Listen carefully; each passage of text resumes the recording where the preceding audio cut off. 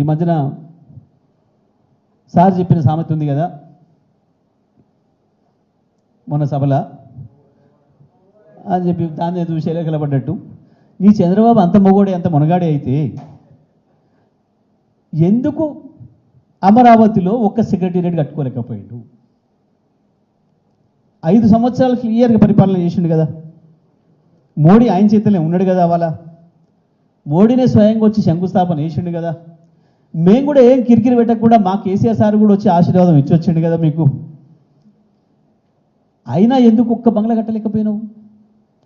మా కేసీఆర్ ఉన్నదాన్ని ఊలగొట్టి అద్భుతమైన బంగ్లా కట్టిండాడు సచివాలయాన్ని మొత్తం భారతదేశం అంతా వచ్చి చూసేటట్టు.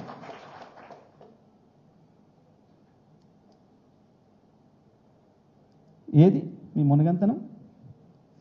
మహామేధావులు ఇంత పొడుగు సర్టిఫికేట్ రాసుకుంటారు, వాళ్ళకి వాళ్ళే సంతకాలు పెట్టుకుంటారు, ఇట్లా బేషన్ భుజాలు కొట్టుకుంటారు వాళ్ళకి వాళ్ళే. ఏమైంది తెలివి? ఎందుకు ఇవ్వాలని కూడా ఇంకా 6-7 గంటల కరెంట్ ఉంది ఆంధ్రప్రదేశ్లో. ఇవాళకి కూడా 6-7 గంటల కరెంటు రైతాంగానికి.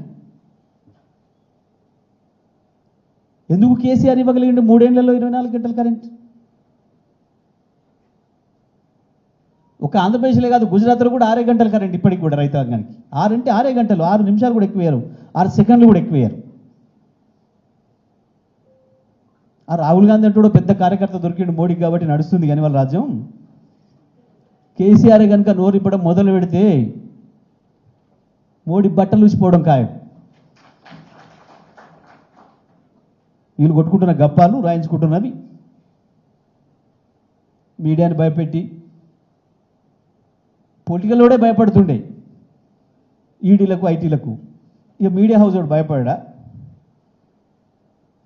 వాళ్ళు చేసే పనులే అవాయి, ప్రతినిత్యం భయమేనాయి.